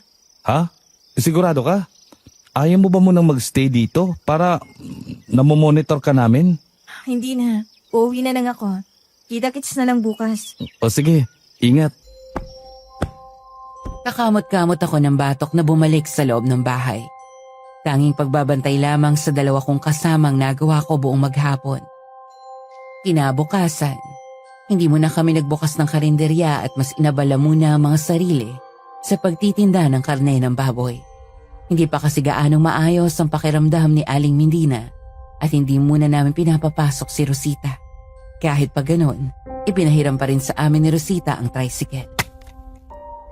Sa kalagitnaan ng paghihiwa ng mga karne, nakatanggap kami ng text message mula kay Don Leon. Umorder ulit si Don Leon. Papakyawin niya na raw yung mga paninda natin. Talaga ho? Oo! Nako, mas mabuti pa siguro kung magsara ka na muna ng tindahan habang inihahanda ko tong mga karne. Sige ho. Nagmamadali ko namang sinunod si Aling Medina. Ilang saglit pa, tinulungan ko na siyang isupot ang nasa higit 25 kilos na timbang ng mga karne. Paalis na sana kami nang biglang dumating si Catalina. Oh, kumusta na yung tiyan mo? Nabanggit sa akin kanina nitong si Alfredo na sumasakit na naman daw ang tiyan mo kaya hindi ka nakapasok. Oo nga po eh. Pasensya na ho kayo ah. Ay, ano ka ba? Ayos lang yun. Dahil 8 buwan ang tiyan mo. Isa pa, mas mabuti na rin na inuuna mo ang kapakanan ng magiging anak mo. Oo nga. Huwag mo munang isipin yun. Kaya na namin to. Teka nga muna, saan ba kayo pupunta? Bakit ang aga niyong nagsara? I-deliver kasi namin to mga karne kay Don Leon. Mag-ingat kayo ha. Kung maaari, wag na kayong magpaabot ng gabi. May natagpuan na naman kasing mga bangkay dun kagabi. Ay, siya nga pala. Totoo ba yung mga chismis na naririnig ko kanina na iilan daw sa mga bangkay na yon ay mga dating tauhan ni Don Leon? Opo. Sobra na talaga yung krimen dito sa lugar natin, no? Kaya nga eh. O siya, mauna na kami iha. Salamat ulit sa pagbisita mo rito. Sumunod ka na lang sa sasakyan, Alfredo. Sige po. Mauna na rin ako. Teka lang, baunin mo to. anong laman ng bote na to? At saka, aanhin ko naman to. Langis ng bawang yan, tsaka dinasalan ko na rin. Gamitin mo kapag may gumagambala sa'yo na aswang. Mag-ingat kayo ha. Salamat. Mariin akong napalunok ng sumulyap sa hindi maibintang mukha ni Catalina. Hindi nagtagal ay nagpaalam na akong umalis kasama si Aling Medina. Tulad ng nakasanayan, halos kalahating oras kami bago nakarating sa hasyenda ni Don Leon. Sumalubong naman kaagad sa amin si Don Leon, kasama si Mercedes, na pilit ang pagkakangiti sa amin. Oh, nandito na pala kayo. Haba, nice to meet you, Medina. Sino mag-aakalang makakaharap ko rin ng personal ang may-ari ng patok na karinderya? Nako, kung tutuusin nga po, ako ang dapat na magsabi niyan.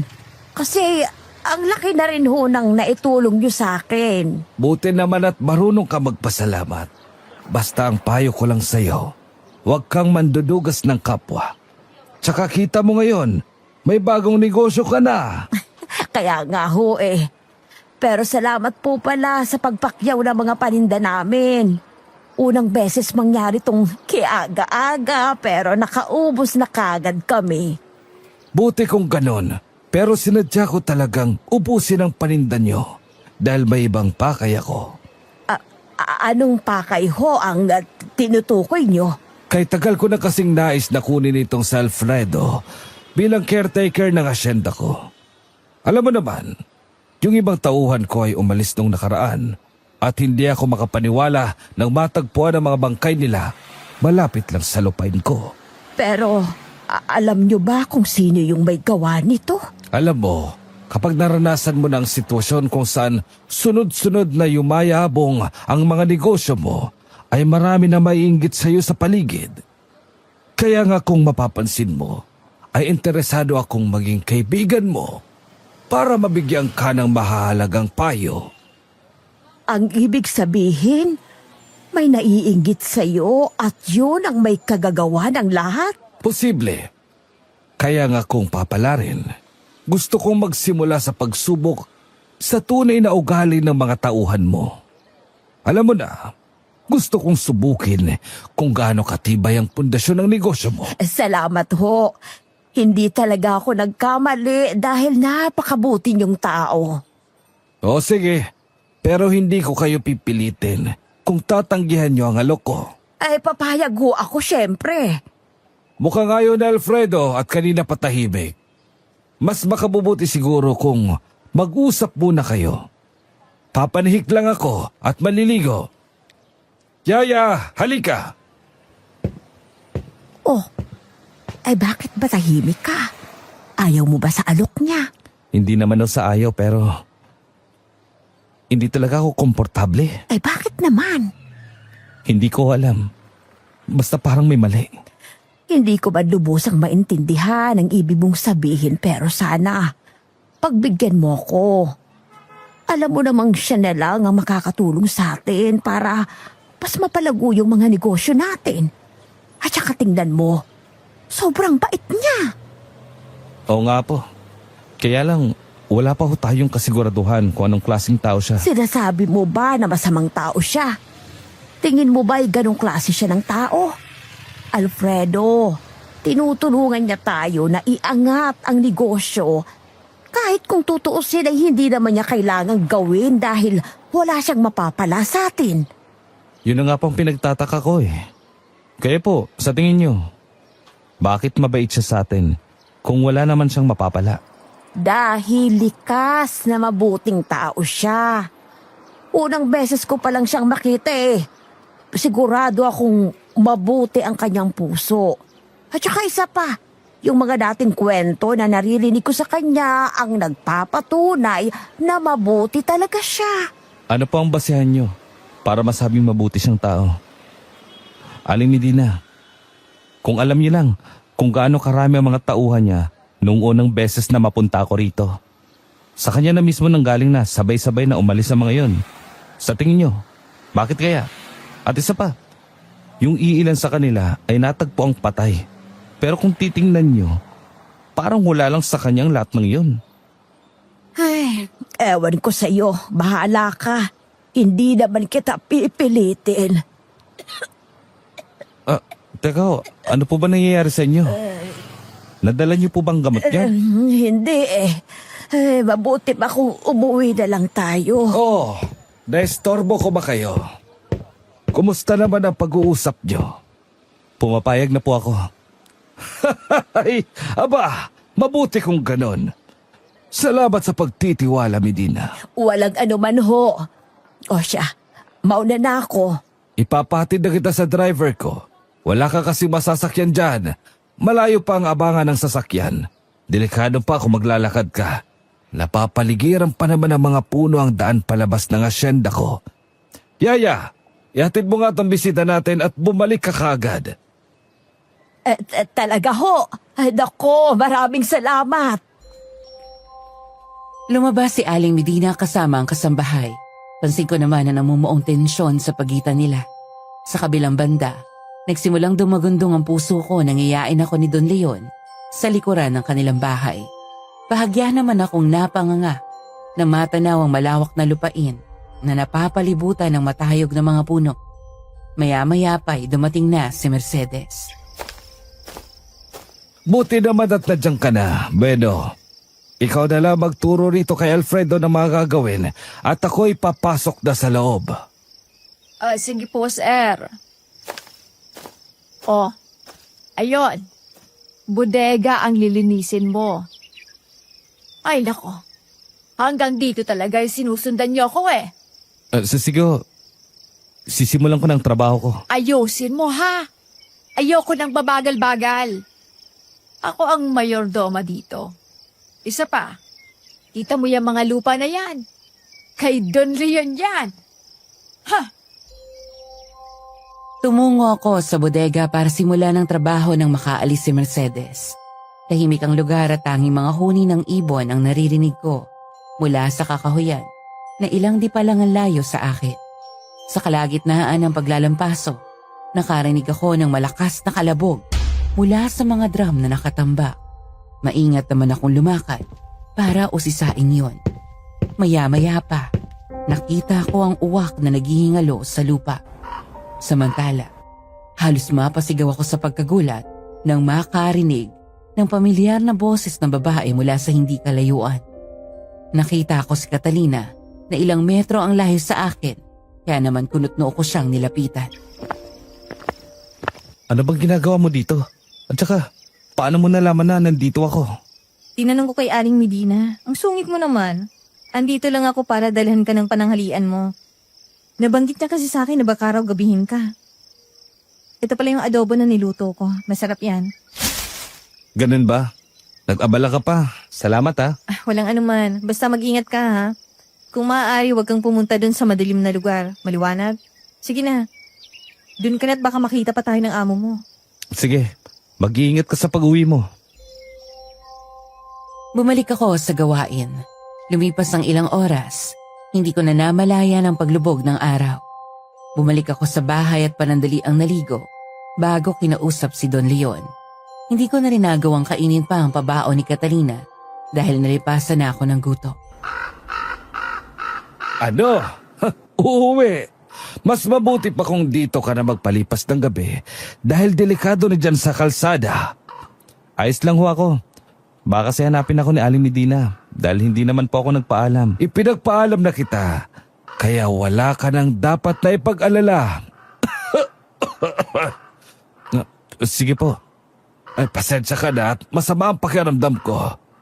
Siya nga pala, halika ron sa labas at ituturo ko sa iyo kung saan na magiging kwarto mo para makapagpahinga ka na. Sinamahan ako nito patungo sa likod bahay. Bumungad sa akin ng maayos na higaan pagkapasok ko roon.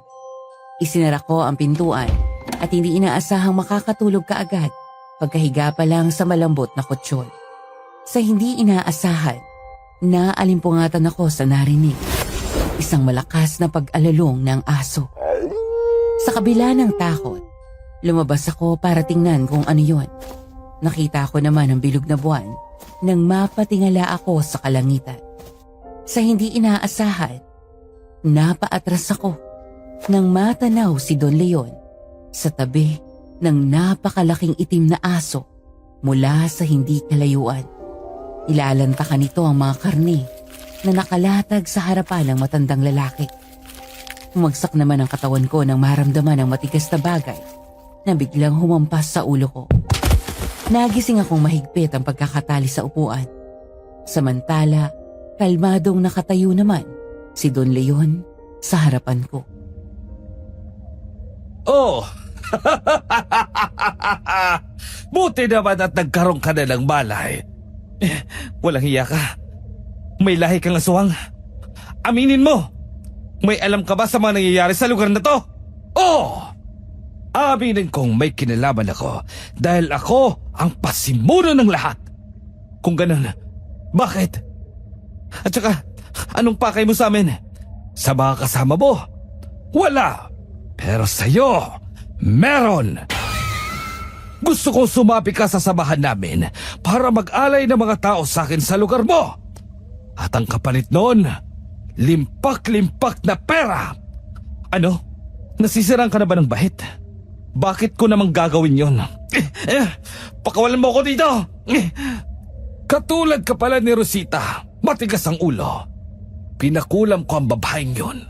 Pero nakakamangha na bigla siyang gumaling. Nararamdaman kong kilala mo kung sino ang gumagamot sa kanya. Kaya sabihin mo sa akin para pakawalan kita. Wala akong alam sa sinasabi mo. Kung ganon, mapipilitan akong ipahanap ang kung sino man yon. At sisiguraduhin kong malilintikan ka sa akin kapag nakumpirma kong magkakilala kayo. Hayop ka! Tantanan mo ang lugar na to! Saktong pagsipol ni Don Leon ay marahang paglapit sa akin ng dalawang malalaking aso. Sa puntong yun, imbis na panghinaan ng loob ay sinubukan kong kumalas sa pagkakatali pero bigo ako. Kaagad ko namang naaalala ang binigay sa akin ni Catalina kaya pinilit ko itong inabot sa bulsa ko. Mabilis ko namang pinihit ang bote gamit ng dalawang daliri matapos itong mailabas tsaka isinaboy sa mga nilalang. Dahilan para mag-usok ang buong katawan ng mga ito at mawala ng buhay. Nagulat naman ako nang biglang hampasin ni Mercedes ng 2x2 sa ulo si Don Leon bago pa ako sugunin ito. Matapos noon ay dali-dali niya akong pinakawala. Anong ginagawa mo? Pinapakawalan na kita. Pasensya ka na kung naging masama ako sa inyo. Lalo na kay Medina. Pero hindi ko hayaang saktan kayo ng matandang yan. Anong ibig mong sabihin? Hindi tunay ang mga bitang sa akin ni Catalina na isa kong aswang. Pero mula nang pumasok ako dito bilang katulong, tinuruan ako ni Don Leon na maging mangkukulam. Pumayag ako dahil ayokong mawala ang trabahong to. Kaya kinulam ko si Rosita nang minsang pumunta siya rito. Ano? Bakit mo ginawa yon? Nabulag ako sa pera. Inaamin ko yon. Kaya sa huling pagkakataon, gusto kong bumawi sa inyo. Takbo na! Paano ka? Hindi na. Ako na bahala rito. Eto, isuot mo ang bawang na kwintas. Nasa labas si Catalina. Tinawagan ko siya. Kaagad na isinuot ko ang inabot nito. Pagkalabas nakita ko si Catalina na may bitbit na buntot pagi. Pansin ko na hinihingal siya nang makalapit ako. Sa kabilang banda, pinanatili ko na lamang na tahimik ang sarili hanggang sa makauwi kaming dalawa. Sa bahay ay nadatnan namin si Aling Medina na nakaluhod sa harap ng altar habang nagro-rosaryo kasama si Rosita.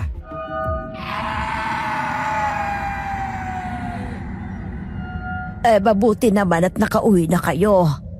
Alfredo, patawarin mo ko ha. Hindi ko sinasadya. Wala akong kaalam-alam. Huwag niyo na akong alalahanin pa.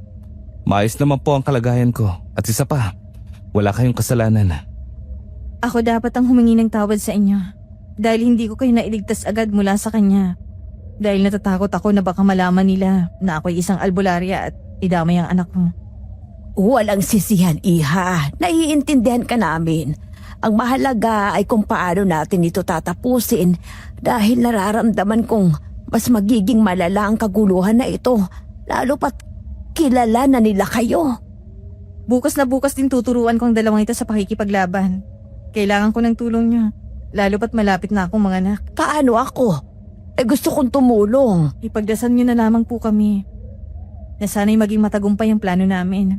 Isa pa, dahil marami na rin namang nakakakilala sa inyo, pwede niyo po bang hikayatin ng mga kakilala niyo na maganda at mas lalong mag-ingat? Kung maaari, huwag niyo na lang sabihin na ang mga aswang ang pumipeste sa lugar natin para hindi pag-ugatan ng takot. Sige, ikaw ang bahala. Madulog na kayong tatlo. Masyado ng gabi. Lalabas lang ako. Oh, teka. Saan ka pupunta? Magbabantay sa labas para mas ligtas kayo. Sasama ako. Ako rin, no? Di po pwedeng mag-beauty sleep lalo pat nalaman kong si Don Leon ang nagpakulam sa akin. Dahil siya lang naman ang aswang dito. Puro ng sabi ni Catalina. Rosita, kagagaling mo lang sa sakit. Kaya mas mabuti pa kung magpahinga ka na. Huwag lang matigas ang ulo. Nakinig naman sila sa payo ni Catalina. Samantala, sumaglit muna ako sa kusina para magtimpla ng kape bago lumabas. Naupo ako sa maliit na papag katabi niya matapos kong may abot ang kape. Kamusta naman ang pakiramdam mo? Nasaktan ka ba ng mga mandurugong yun? Hindi naman. Naligtas ako ng langis na binigay mo sa akin. Maraming salamat. Walang anuman. Tarantado yung si Don Leon. Matagal na akong palihim na nagmamatsyag sa mansyon niya. Mula nang malaman kong maraming mga natatagpo ang bangkay ng mga dating tauhan niya, malapit sa hasyenda. Pero, bakit kaya niya yun ginagawa? Ano bang ibig mong sabihin? Alfredo, kahit sinong kriminal gagawin ng lahat para maitago ang krimen na kanyang ginagawa. Naisip ko, na hindi man ang ba sumagi sa kanyang isipan na maaari siyang madawit dahil sa mga bangkay na yon? Mukhang alam ko na ang kasagutan sa tanong mo. Yun ay dahil gusto niyang mahuli ang tao na minsang nagligtas kay Rosita. Kung gano'n, nagkakamali siya dahil hindi ko hahayaan na mangyari yon. Lalo pat malapit na akong mga anak. Huwag ka magalala dahil handa kaming tumulong para mahinto na tong kababalaghan sa lugar niyo. Salamat. Matanong ko lang, gaano ka na pala katagal na albularyo? Mukha ka kasing bihasa sa pagkikipaglaban. Nagsimula ito nung 15 taong gulang ako. Mula nang mapatay ng mga aswang ang lolo ko. Kaya mula nun, inilihim ko ang aking kakayahan sa panggagamot. Dahil alam kong may kaakibat na kapahamakan ng isang albularyo. Talaga? Diyos ko, hulog ka ng langit sa probinsyang to dahil tinutulungan mo sila kahit pa... Dahil nakonsensya ako na kung wala akong gagawin at kakalimutan ko ang pagtulong ko sa kapwa, tulad ng laging pinapaalala sa akin ng lolo ko, mawawala ng silbing lahat ng itinuro niya sa akin. Pero sina Aling Medina at Rosita, alam ba nilang sekreto mo? Hindi. Kanina ko lang na ipaliwanag sa kanila nang tawagan ako ni Mercedes. Buti na lang hindi ako nahirapan. Ang ibig sabihin, tapos ng laban at malaya na tayo? Hindi pa. Napatay ko lang ang iilang mga kasamahan niyang aswang, kaya hindi pa tapos ang laban. Hindi nagtagal ay nagsalitan kaming dalawa sa pagbabantay para pareho kami makapagpahinga kahit paano. Kinabukasan, nadatan ko sina Rosita at Catalina sa likod bahay nang magising ako at hinahanap sila. Kapansin-pansin ang seryosong mukha ng dalawa habang may hawak na gulok si Rosita. Gising ka pa pala. Maupo ka na dyan. Ikaw nang susunod pagkatapos nito. Kaya nga eh. Medyo natutunan ko na yung mga tinuturo nitong friend ko. Kaya sigurado akong carry mo din. Oo nga, halatang batak na batak ka sa pag-iinsayo. Ba, talaga no? Tama na muna yan. Mag-almusal na muna kayo at ipinagtimpla ko kayo ng kape. Nagluto din ako ng champurado, pero kung gusto niyo ng tinapay, andun lang sa lamesa. Salamat po. Teka ha, mag-aalmusal lang ako. Kanina pa ako nagugutom eh. Ako rin. Uterus muna. Ikaw, Alfredo, bakit hindi ka muna mag-almusal doon at magkaroon ka ng lakas? Ikaw nga tong napuyat kagabi. Sige po, maya-maya. Ayos ka lang ba? Para kasing namumutla ka. Ayos naman po ako. Nag-aalala lang po ako sa kapakanan ng lugar na to. Hindi ko kasi sigurado kung kakayanin ba natin sila. Naiintindihan kita. Pero lagi mong tatandaan na kapag nanalig ka sa Diyos, ay magiging kakampi mo siya kahit saan. Opo. O siya, halika na. Sumabay na tayo sa kanila para mag-almusal. Sabay-sabay naming nilantakan ang mga pagkain na inihanda ni Aling Medina. Samantala, sinimulan na ni Catalina ang pag-iensayo sa amin. Itinuro niya ang tamang paggamit ng buntot pagi at ng gulok. Bukod doon, nagbigay din siya ng mga payo kung saan mainam na tamaan ng armas ang mga aswang na maaaring makalaban namin. Sa totoo lang, hindi matutumbasan ang pagkamangha ko kay Catalina dahil sa pagpapakita niya ng angking katapangan at kahusayan sa pagmomostra ng kanyang mga itinuturo. Dapat matamaan ang makakalaban nyo sa parteng batok o ulo kung gulok ang armas na gamit nyo. Kapag buntot pagi, mas maigi kung sa katawan para manghina ka agad. Sige. Siya nga pala. Palubog na rin ang araw. Anong plano natin? Walang iba kundi Romonda para bantayin ang bayan na to. Yun na lang ang natatanging paraan para maprotektahan natin ang lugar mula sa mga nilalang ng kadiliman. Paano kaya kung unahan na nating patayin si Don Leon? Gustuin man natin, pero hindi maaari. Dahil baka madisgrasya pang isa sa atin. Lalo pat hindi pa kayo gaano kahusay sa pakikipaglaban. Mas makabubuti kung maghihinay-hinay tayo habang nagsasanay kayo. Oo nga. Ayun pa lang tayo natututo, kaya dapat matutunan muna natin kung paano protektahan ang sarili natin. Tama si Rosita, Alfredo. Paano naman tayo makakasiguro na wala nang ibang mabibiktima ang mga yan kapag rumonda tayo? Makinig ka lang sa amin.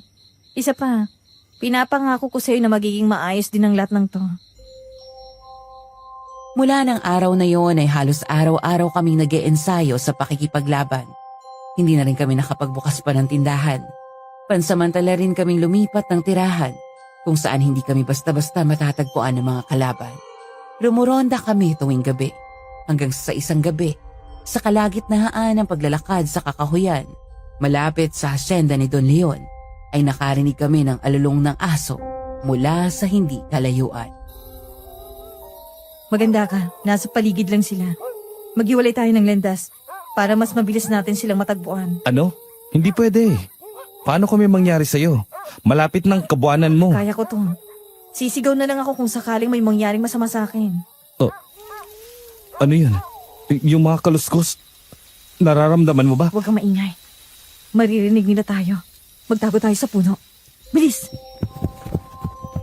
Inalalayan ko sa paglalakad si Catalina at bago pa man makapagtago ay isang malaking aso ang tumalon sa aming harapan.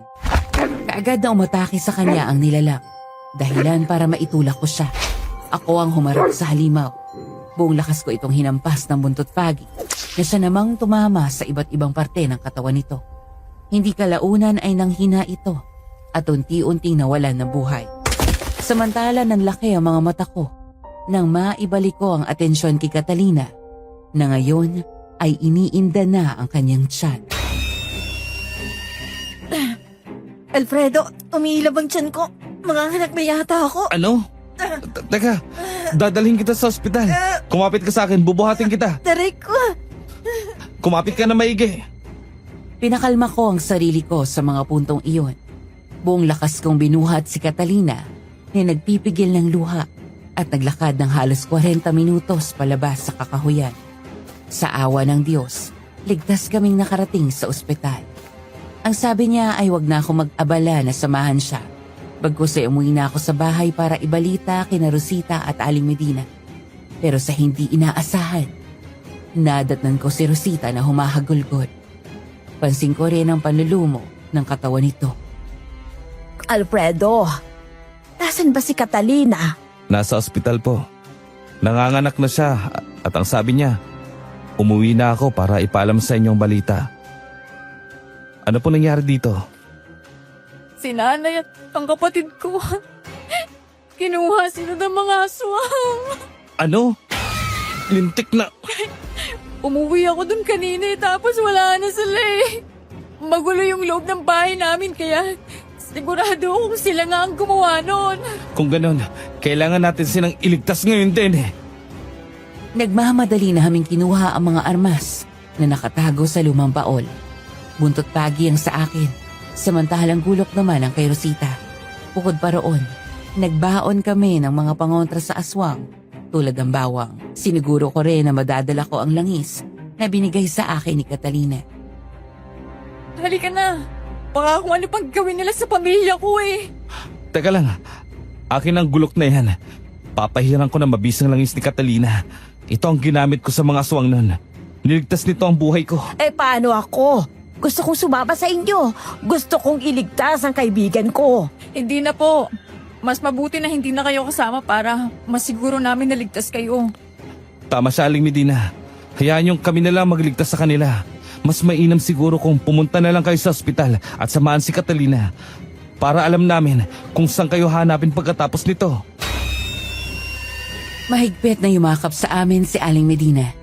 Hinintay pa namin na makasakay ito sa tricycle bago tumungo sa hasyenda ni Don Leon. Dumaan kami sa likuran ng bakuran nito at nakarinig ng mga pag-iyak mula sa loob ng bodega. Maya-maya lang, mayroong pumalakpak mula sa hindi kalayuan na sinugundahan pa ng paghalakha.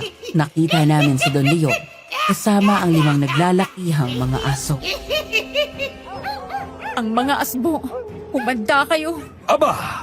Ang dating walang kwentang si Rosita ay nagtatapang-tapangan na ngayon! Mabuti naman at nakarating na sa iyo ang balita na dinakip ko ang pamilya mo! Nasaan sila? Huwag ka mag-alala dahil buhay pa sila. Unahin ko muna kayong patayin. Hayop ka! Mas hayop ka! Traidor kayong dalawa ni Mercedes! Anong ginawa mo sa kanya? Pinalapak ko siya sa mga kaibigan kong aswang. Kasabay ng pagsugod ng mga nilalang, ang pagsenyas ko kay Rosita na ihanda ang sarili. Nakipaglaban kami sa mga asbo. Yun daw ang tawag sa mga asong aswang. Dinig na dinig ang pagwasiwas ko ng buntot pagi na siniguro kong malalatayan nito ang bawat isang makakalaban ko. Samantala, bahagyang nanlaki ang mga mata ko nang makitang napabagsak ni Rosita ang isang halimaw. Bakas ang galit sa mukha nito. Ilang saglit pa, nagsisimula nang tumagagtak na ang pawis ko dahil patuloy akong nakikipaglaban. Sa hindi inaasahan, nakalmot ako ng isa sa mga ito. Dahilan para bumagsak ako sa lupa. Bumulwak kaagad ang dugo sa braso ko. Dahilan para manghina ang katawan ko. Kaagad na binunot ko sa bulsa ang natirang langis. Tsaka ito isinaboy sa mga nilalang. Pinagbastan kong magtarang-tarang ang mga ito habang umuusok ang kanilang mga katawan. Hindi nagtagal ay nawalan sila ng buhay. Si Rosita na ang humabol kay Don Leon nang magsimula itong tumakbo palayo. Pinagmasdan ko lang ng galit na galit itong ginilitan ng leeg ang matanda hanggang sa tuluyan na itong malagutan ng hininga. Tumatak naman sa isipan ko ang mga huling mga salita na lumabas na sinabi nito bago tuluyang mawala ng malay.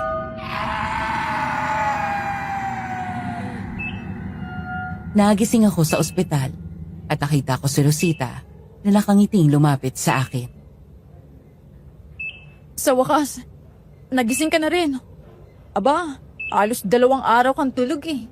Oh, nasan yung pamilya mo? Nailigtas mo ba sila? Teka, babangon ako. Kalma ka na. Tapos na ang laban dahil napatay na natin silang lahat.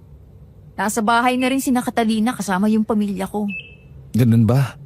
Pero paano tayo nakakasiguro na patay na nga si Don Leon? Di ba ang sabi niya ay magbabalik siya? No ka ha?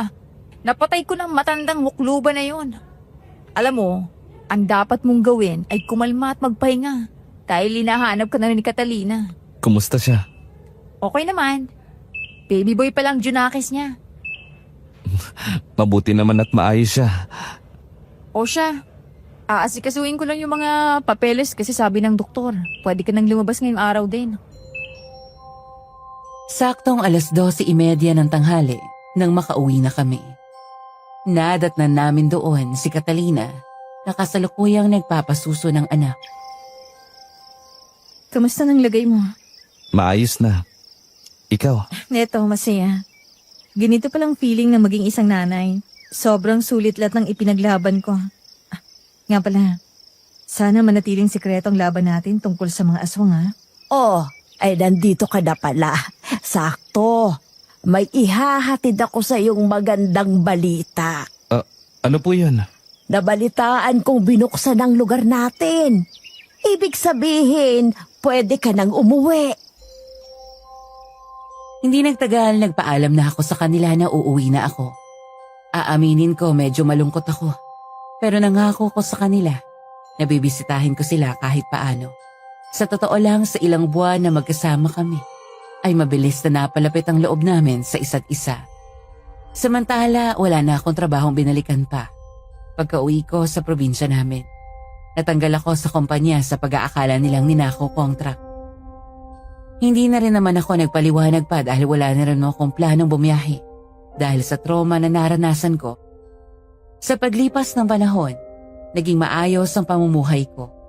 Naghanap na lang ako ng ibang trabaho at pinilit na mamuhay ulit ng normal pagkatapos ng lahat.